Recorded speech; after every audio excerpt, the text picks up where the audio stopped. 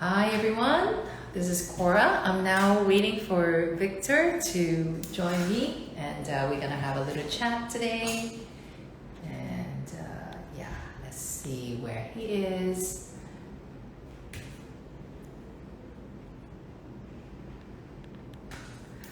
Hi Annie, hi, how are you? Apparently I should not wave, so anyways.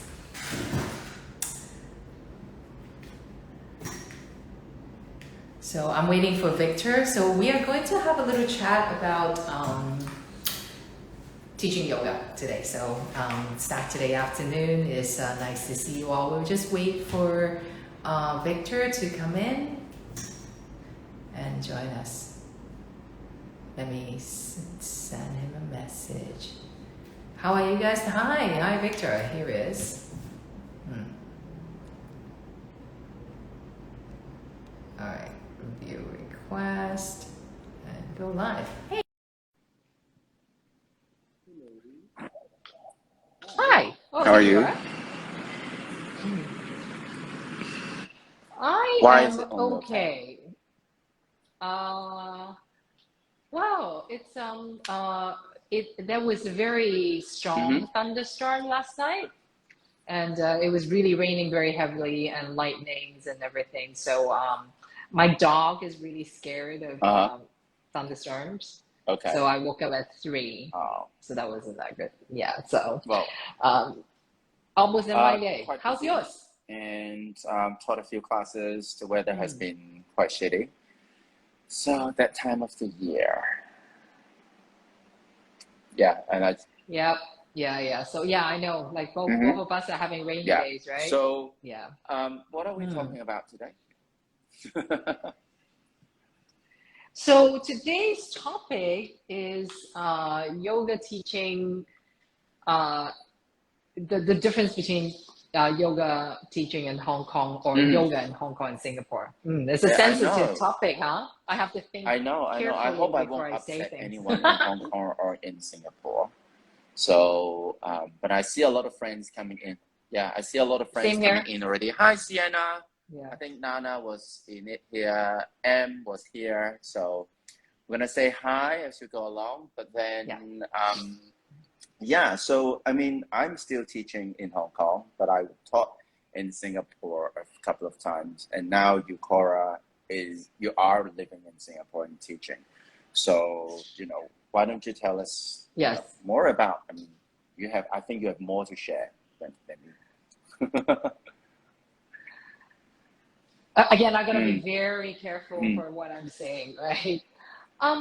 I feel in general, the pace in mm, Singapore is mm. slower than Hong Kong. I think it's just in the general, in Hong Kong, we always feel Yep. it's very hustle, right?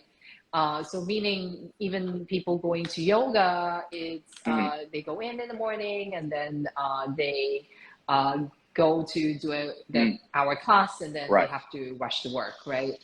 Here, I see more people Yep. taking their time, right? Even Mm. even even after class, like I used when I was in Hong Kong, I really just like 10 Yep. minute shower and then I walk out. Here, Put like on your makeup. the changing room, most Mm, yeah, mm, exactly. mm, There's mm, a little bit of that. So in some ways, the mm. pace is slower Right. in Singapore. That's how I feel. In like that's the first impression Right. that I got when I got here. It's people don't Yep. rush as much, which is a good thing because um, if you know me, I am really I fast, know. too fast, and Mm-hmm. I feel I've That's slowed good. down a bit And since I speaking moved of here. pace, I mean, I'm actually also Yeah. quite curious to know how long the classes generally are in Singapore. Because so a lot of us, a lot of you guys know that I used to teach in China and mostly in Beijing, and the classes were mostly 90 minutes and 1.5 hours. Whereas back in Hong Mm. Kong, everything was 99% 60 minutes. Sometimes you even have like a lunch express 45-minute class, and which is crazy. Sometimes, if you're lucky, you have 75, and Yeah. only like in one of those master class or special class where you get a 90-minute practice. What is the norm in Singapore? That's a very interesting question because I really recently just had some conversations with Mm-hmm. where I teach. I teach at Pure in Singapore, and so most of the Mm-hmm. classes are 60 minutes, right? And there used to be more 90 minutes and 75 minutes Mm-hmm. classes for level twos, right? But during COVID, everything Okay. was like cut to 60, right? Because I think they're trying to be having more classes because the Yep. capacity were lower, right? And then Mm. now we are really open up in Singapore. We are pretty Yep. much back to normal, and so we are slowly Mm-hmm. making classes longer. And I have been requesting classes to go back to 75 minutes or 90, Mm. especially level two class, and also Yep. prop-based class like chair yoga, aerial yoga, like those Mm. classes you take a little bit long time. But the interesting thing is, I think there seems to be a, should I say misconception? I'm careful with my word. There seems to be some people think that uh, you kind of have to have um, so level two should be 75 and Mm. 90, where level one is okay to be 60. No. It's not really that, right? So you almost have to earn enough or be Yep. in advance enough to Mm. go a longer duration of time, which Mm. is actually not true because a 60 Yep. minutes class is too rush. A 75 minutes, you just have Yep. a much better Yep. experience along with Shavasana, and there's nothing Yep. to do with the Yep. level of the classes. So this is something that I have Mm. been trying to convey with the managers here, and wherever is possible, I'm basically trying to shift all my classes Mm. into even level one, 75 minutes, and prop based from Mm. level two to 90. Currently, what I do is if Mm. there's a back-to-back class that I teach, then I would sequence it in a way that can be taken Okay. as a double, right? So Okay. that's what I have been doing Okay. for the time being. And I think Yeah. now, I mean, since this Mm. is more, I think geared a little bit more towards yoga teachers. And one thing that I think we all want to know is that as yoga teachers, is that okay? Well, teaching 60 minutes is say this amount of money. So teaching 75 minutes, does that mean that you will be getting 1.25 of your 60-minute class rate? Or if you're teaching 90 minutes, will you get 1.5 of your times 1.5 of your class rate? I I think that Okay. depends on studios, right? That depends on studio. Where I'm teaching 60 Mm. minutes and 75 Yep. minutes is the same pay. But for me, it's just really that seven, like maybe Mm. I never thought about that because I think it all adds up. But for me, teaching a 60 minutes class Mm-hmm. is harder than 75, right? So for me, I don't mind to be Mm. getting the same paid and Mm. then giving better experience to students. But you're right, if it adds up, Mm. that's a difference. I think there should Mm-hmm. be flexibility, right? And again, it's a Mm. more on the prop based class. It should be Yep. a little bit longer, and but if I guess if it's up to 90, there should be a slightly better pay. That's what I would Yeah, I think. see it. Yeah. Do you think students would be willing to? Now, Mm. this is another thing, right?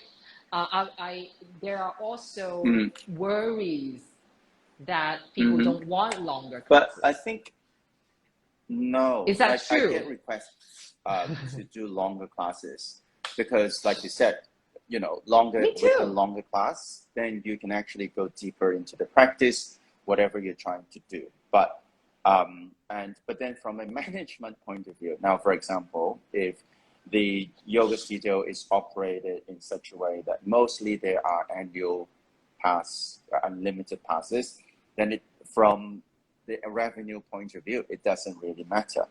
It doesn't really matter whether you're taking a 60-minute or 90-minute class because then you still don't get extra income from the students. Make sense? But then you might have to pay more to the teachers, Yeah. which actually in the end is it's not really that significant an amount or the difference, but then more money is more money. Some studios, they operate only passes only. So no unlimited classes. So if you're Yep. doing 1.75 minute, usually it's the same, like it takes out one class from your Yeah. package. But then if it's 1.5, Sometimes, sorry, if it's 90 minutes, sometimes they do 1.5 class, or sometimes they do class credits, so it's a little bit more credits. But for me, I get more pay from the studio. I'm not going to say which one, although people know where I teach. 90 minutes, but then they don't charge extra with the studio. So I guess, you know, from a studio point of view, they don't get an incentive to do 90-minute classes because they don't get more from the members, but they have to pay more to the teachers. Make sense? Right. Yeah. Okay. I see what you're saying. I think the general practice here is 60 to 75 minutes that there's a rate, and then I think 90 is a rate. So that's as much as far as I understand. But there's another phenomenon that I realized more recently is there are more workshops and intensives and all this weekend workshop or like this 2-hour workshop thing. So I guess from studio perspective, they're like, you know, I'm just going to run 60 minutes regular class and then plan this 2-hour workshop for to earn some revenue on because weekends. workshops are so that's another and thing I that I keep telling see.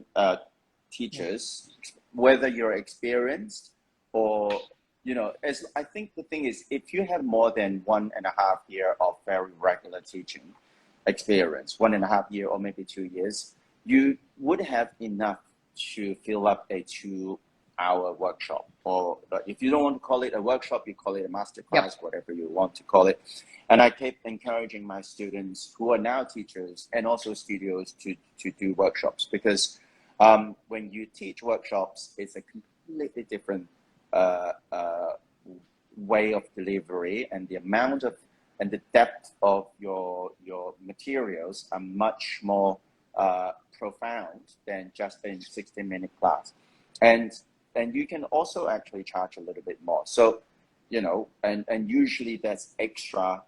You have to pay extra to attend that particular class, and usually workshop is very, very topical.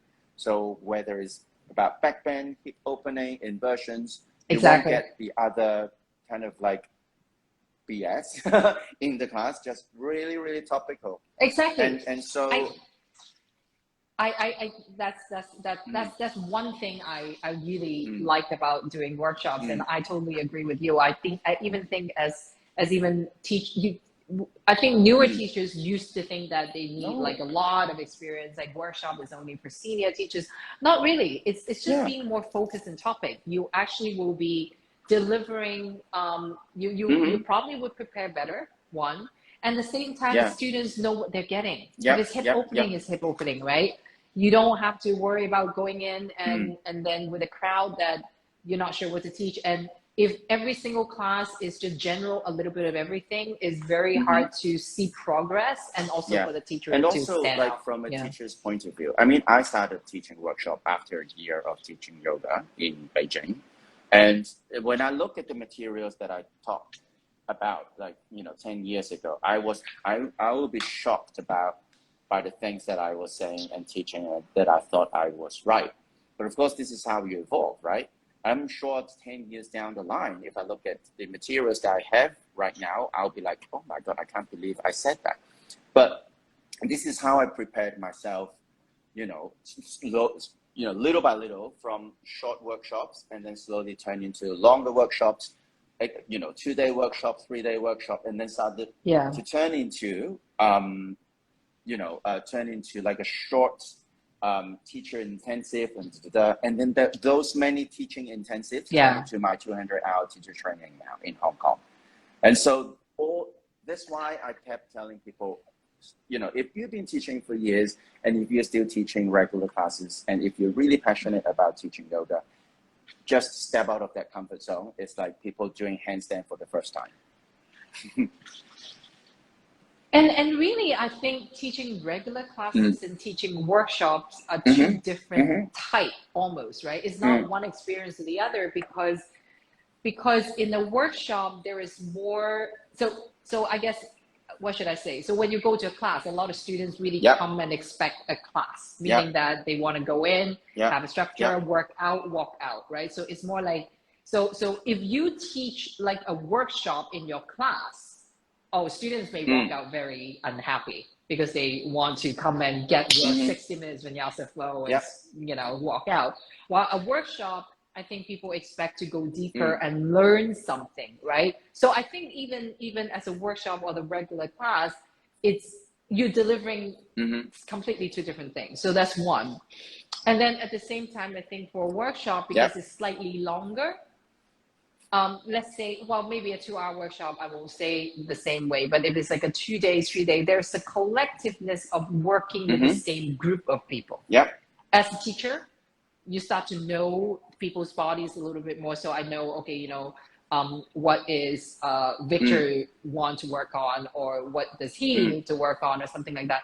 And also in between the students, there is some sort of more like experience together, instead of like a regular class. Every class, you don't know who is next to you, and every class is different, right? And in some ways, new teachers, even newer teachers, I'm gonna have to tell you, I found teaching workshop easier than teaching regular classes. Because you have longer time. So speaking of workshops, I mean, I'm quite curious to know what are the most popular kind of workshop topics or ideas in Singapore, and also maybe I can share a few workshop what are very popular in Hong Kong. So what is popular in like workshop ideas, or what kind of workshop are very popular in Singapore? Well, currently there are many specialty workshops that are popular. I think if people want to go deeper, that's how I see it, right? And then when I go deeper, it means that vinyasa is something that they go on regular, while they perhaps want to utilize how to use the chair, or like props, how to use props to enhance their practice. So I see more of these specialty workshop that has been doing pretty well. I also think that's because that's kind of a little bit of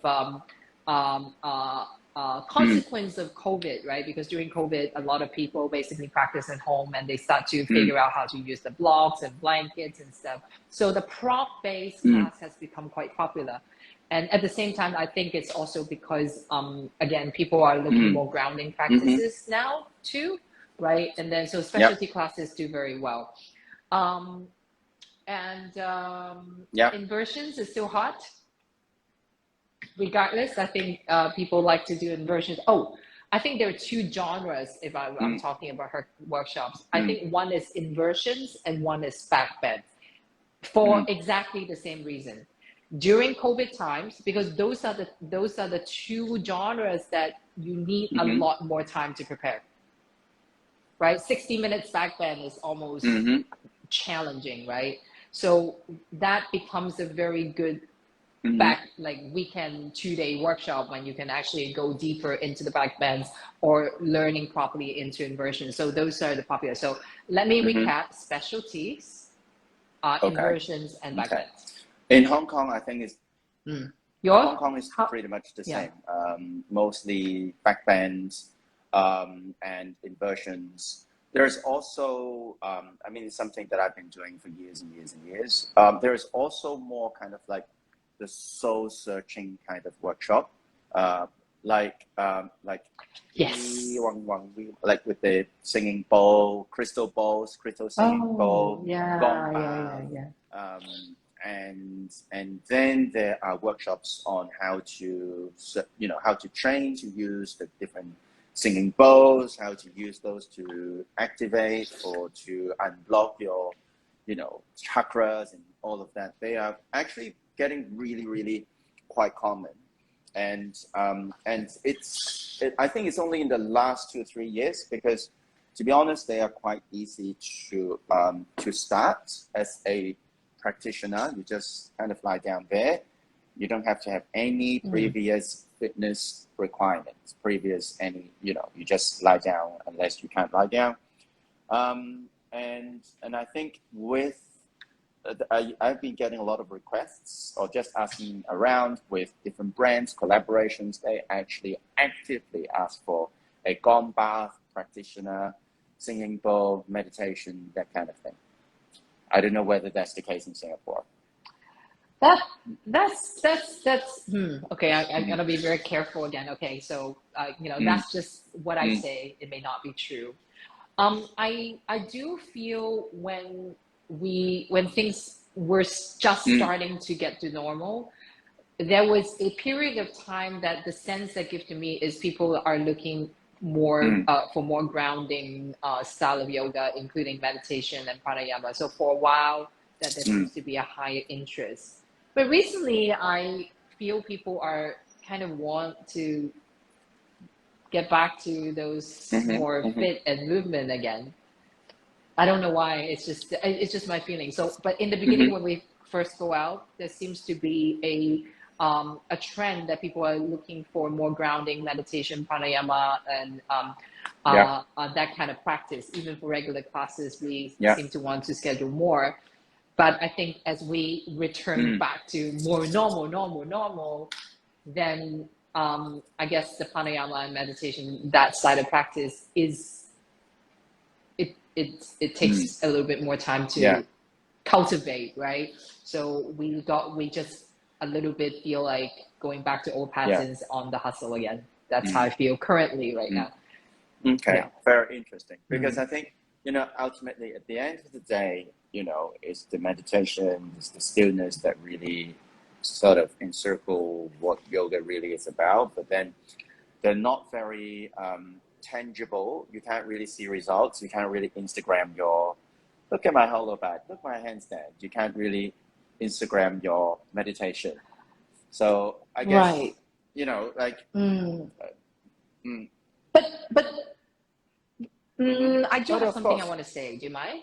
But also I feel well for myself, right? One thing about the last few years is I have established more online learning, both for myself and offering, right? So meaning that I have studied I've studied injury management and also language and teachings and things like that. And at the same time, I also have run a couple of workshops on helping teachers to clarify the vision as yoga teacher, or even talking a little bit about philosophy and things like that. So I also feel like maybe that side of the practice can be or is offered not at the studio, but it's more comfortable kind of at your own home, right? And I see a lot of interest in when I'm talking about if I share something about philosophy or something outside of the asanas, there seems to be quite a lot of interest, but it's not at the studio. Less at the studio. I think things that can be done online, people might actually prefer to do it online. Whereas, you know, inversions or like adjustment workshop, I really don't know how, to be honest, in all fairness, in all honesty, how you can actually do it effectively online, because you don't have someone to adjust. Exactly. So meditation and pranayama, those things you can do it online. Gong bath. Unless you have like, I don't know, but banging Olufsen at home. No, it's different. So, you know, I think we were talking about the actual terrain, like in Hong Kong, because over COVID, Hong Kong teachers, including myself, we were able to kind of like, okay, well, the studios are closed. I did a lot of outdoor small groups sessions, and they were actually really popular. And to be honest, I ended up making more money during that period because I basically pocket everyone one by one instead of, you know, and I don't have to pay rent. And then I asked, so I asked you, remember, like, so were people doing that in Singapore? And then you said something about not really doing that, and do you want to just say again why people can't do it in Singapore, or it doesn't really work out that way?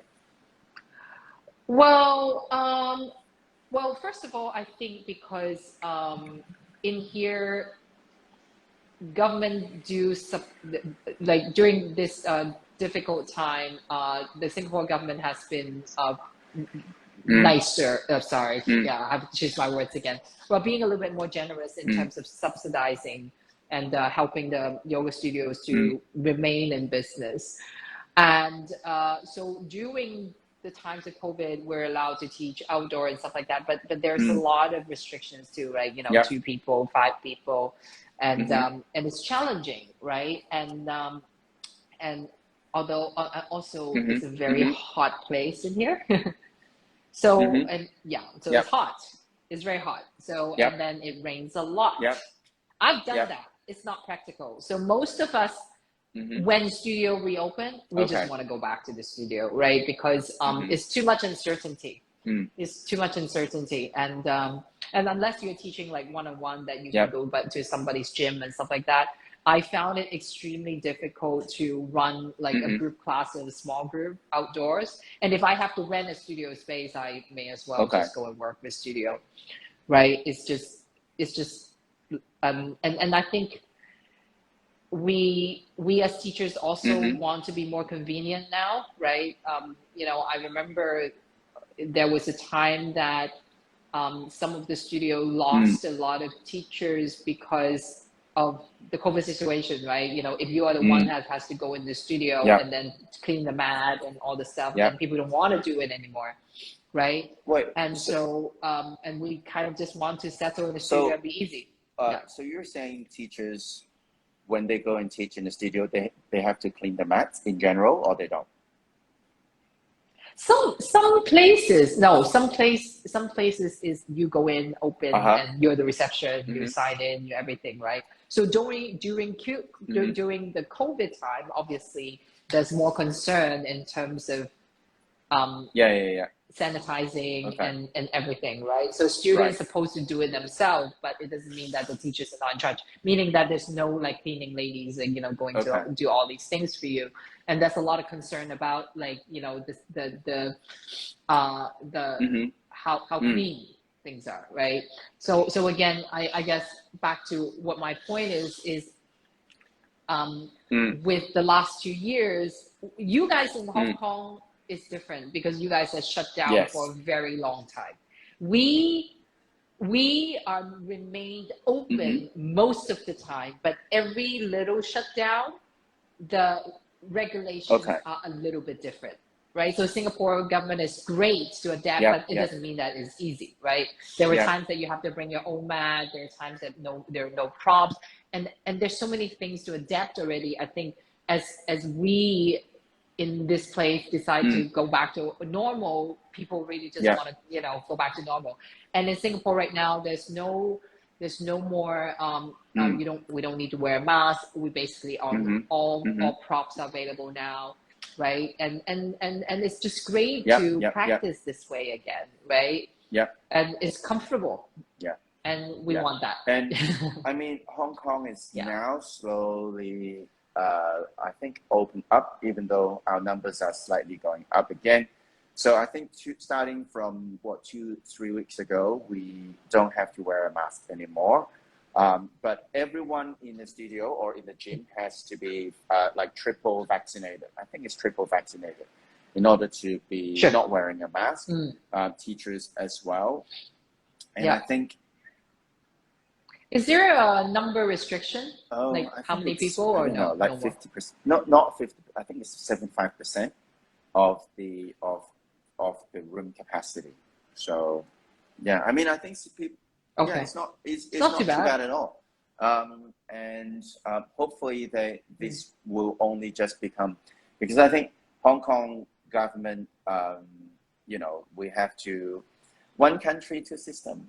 And so, you know, there is a lot of similarities between Hong Kong and mainland China in terms of the attitude and policies towards COVID.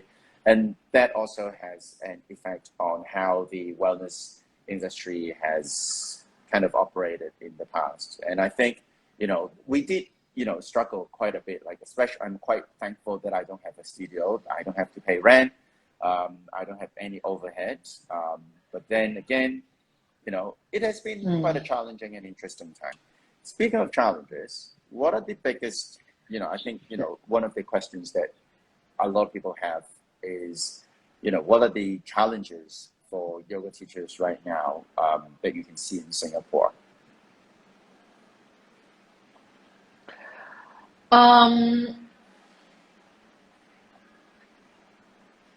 I think studios are, as we're getting back to normal, I think we teachers are also getting busy again, which is a good thing. There seems to be a more diversified group right now, so you probably get more beginners, and for me, what I see is some of the people who used to go to the gym are coming. People more care about wellness, right? And then so there is a boom, right, in terms of students. So we I feel I need to adapt more to some of the new more beginners.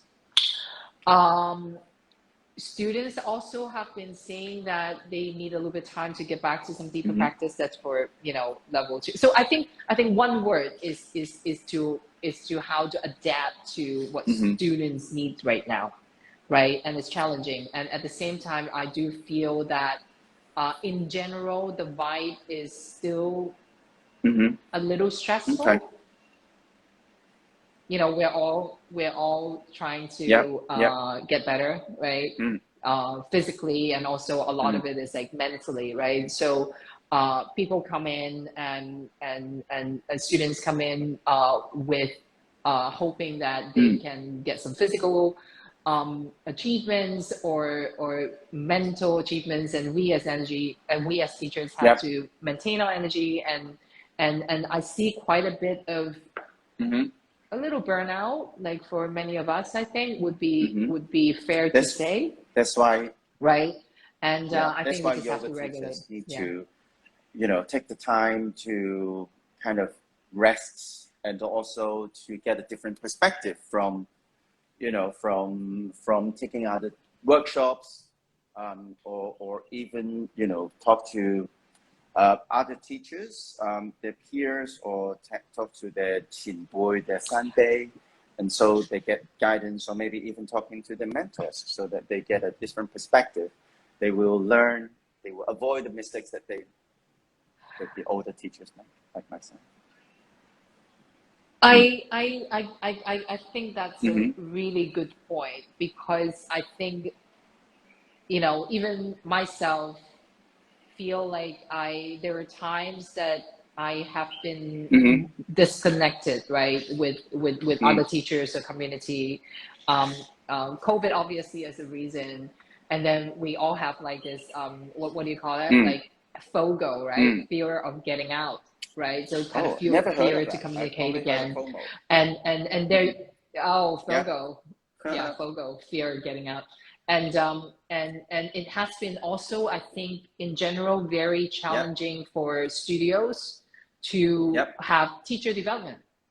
What are we doing as studios, right? What do we want to do? Even when we open, what we want to do? We want to bring more classes, teachers teach. Like, we are all financially trying to get back to normal, right? And so teachers development is the last thing I see. But teachers development is what I think teachers need right now to feel sane and supportive, right? And I'm not seeing that much, right? We used to have that, right?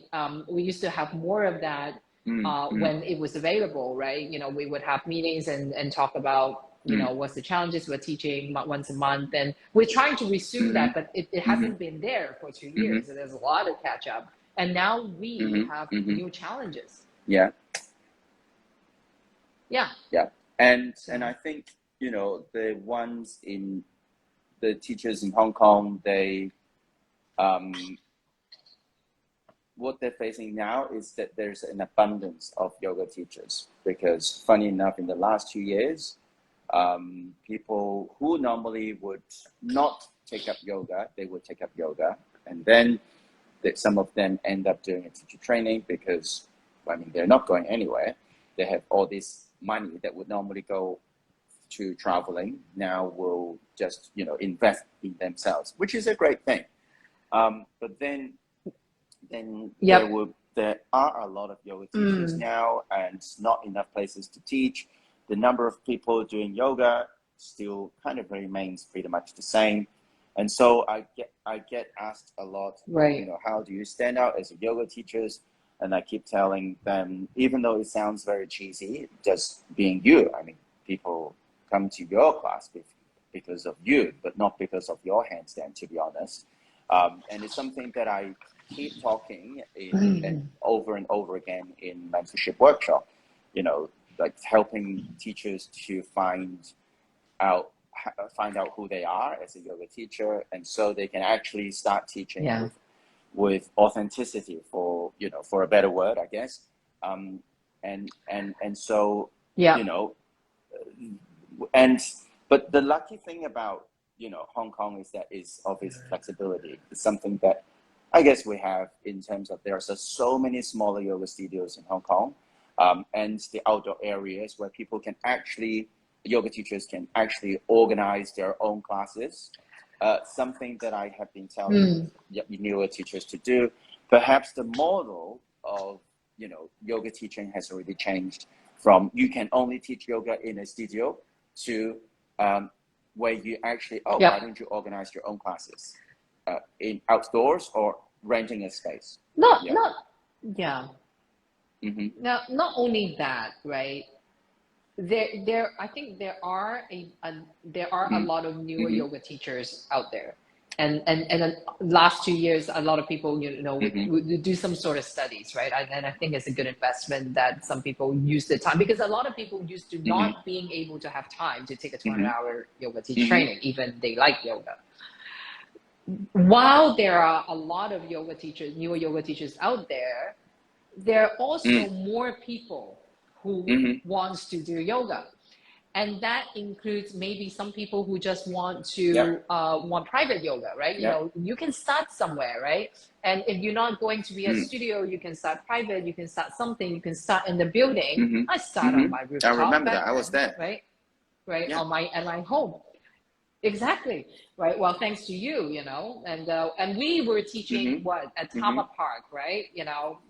40, 50, 60 people at the park, no charge, right? You can start somewhere, but I do think that there is the demand. There are certainly a bigger supply, but there are also a demand. And while I think what the newer teachers that have completed the 200 hours, what they need now is probably because they took it during COVID, now things get in the way, and they feel like they've been stalled for a while. So, oh my God, it was last year, I didn't start now, and they just kind of have to be reminded what they really want and why they want it, or even do they actually want it, or it was just something that I had nothing to do, and it was not exactly what I want to do. Because I do have people who did the 200 hours because they were free, but they didn't want to teach, and fair enough if that's their clarity, is to really go back and find, why did I actually sign up that 200 hours and what I really want to do, and help them really clarify that path, and also understand that they can still start, right? The longer they wait, if they want to, and then there are many channels that they can go through, because there is a demand out there, and so I'm excited there are more teachers out there, because we are burnt out. We need the youngsters to explore new markets for me while I just sit and point. Anyways. Well, the truth is, even a full-time yoga teacher, there are only that many hours that we can teach. That's it, right? You can't max out. You can't. There's only a certain amount of hours that we can do.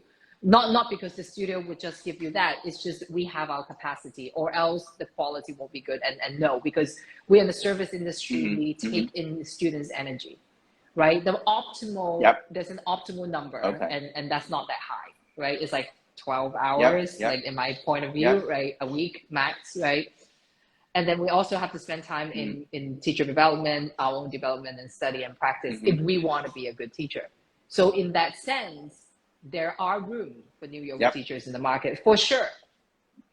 Right? I think so. But I think, totally. With new yoga teachers, I know that it can be scary to get yourself out there. But the thing is, the more you get yourself out there, the more you try, the more mistakes you make, and the more you will learn, and you will get better at it. And then after a few months or a few years looking at, you know, what you did, you'll be amazed by how far you have gone, in a positive way. And you know, sometimes I look at 10 years ago, like 12 years ago, when I did my teacher training in India, and that Victor and this Victor are very, very different. But you know, deep down, I think it's pretty much the same person. But I hope. Anyways. Well, yeah, it's a learning process, and the only way to get better is to, well, the only way to get better in yoga is to practice, and the only way to get better at teaching is practice teaching. It's a practice as well. And I remember when I first started, I was I tell people that I don't think I'm good enough, right? And Exactly. we will never be good enough. I still don't feel I'm good enough right now, right? We would never be good enough. You would never feel, oh my God, today I'm good enough. I'm gonna start today. There's nothing like that. And honestly, what I would advise new yoga teacher is, as long as you have a practice, you will be good enough and more experienced than somebody. You know, you can totally, you know, we are somehow teacher of something somehow. You can teach your mom because you have more yoga experience than your mother, right? So if the next person have less experience, you can teach. Yeah. Right? Yeah. I think that's the mindset. Do you have anything to add? Yeah. I don't know. No. What do I have? I actually I got some questions for you, but I forgot. I think we have covered some interesting questions today. Oh yeah, I was saying like, okay. Oh, okay. So maybe I can wait. I write down this. I said, so we were just talking. There are many new yoga teachers out there, right? So if you're a new 200-hour yoga teacher, how would you get started today? Yeah. So you're 200. I will start teaching my friends or my family for free. And then I will tell them, okay, so these first 10 classes are free for me to practice, okay, my teaching. And we will make a commitment to each other. And I will teach you for 10 or 5 classes, whatnot. You come to classes for, 5 weeks in a row, 10 weeks in a row. And after that, if I still want to continue to teach, or if you still want me to continue to teach you, I will start charging money. Okay? And then if I get more people, I get more people. Because the thing is, it's important that you start teaching right away. Just like when you get your driver's license, you start driving. You don't wait till 2 years, because after which you would have forgotten how to drive. But then you can't teach for free forever, because we have invested a lot of money and time in order to better ourselves, become a yoga teacher. That should be honored. People should respect that. I do not expect to go to a restaurant to eat for free, and so should your friends or family should not expect the same thing from you. What about you? Yeah. And for me, what I would say is, well, sure, yeah, teach some of your friends or find somewhere in your building. But what I have been trying to tell people as well is like, first of all, you need to establish who you are, right? You have to tell yourself that you're now a yoga teacher. So I personally have been finding the online channel, right, a very good way to start. First of all, you can just tell people, hi, I'm now a 200-hour yoga teacher. Teach a pose, right? Teach something online. There's no cost, right? And then you know what? If you video yourself, you don't like it, you can also erase it. But if it happens to be good, you can start posting, teaching how to, like, now yoga teachers, you first have to believe it first, and then you share something online, maybe even put out like 30 minutes vinyasa flow on YouTube. And just try it out, and at least you convince yourself to take the first step. Yep. right? And you'll be surprised, right? You'll be surprised. And then that channel, Yep. you don't like it, you can erase it. You know, there's no students to come in and bug you and say, I don't like that class. So that would be my advice for 200 hours, which is try it online, which is, I think, one of the topics that we're going to talk about in the next few weeks, right? Next few days. All right. So does anyone, I don't know how many people are actually here still with us. It's a very long chat today. If you guys have any questions or any comments, maybe you can add it now. I give you 15 seconds of awkward silence. Oh, tap. I guess there's no comments or no questions, but you can always drop us a line. I think, Cora, you would post this on your IG post, right? Yes, I'll post this replay on my IG, and then before our next meeting on Wednesday night, we're going to meet Wednesday night again. So we're going to meet out Wednesday and Saturday. And then before that, I will set up. I have my phone on, so on IGTV, so you'll have to tell me.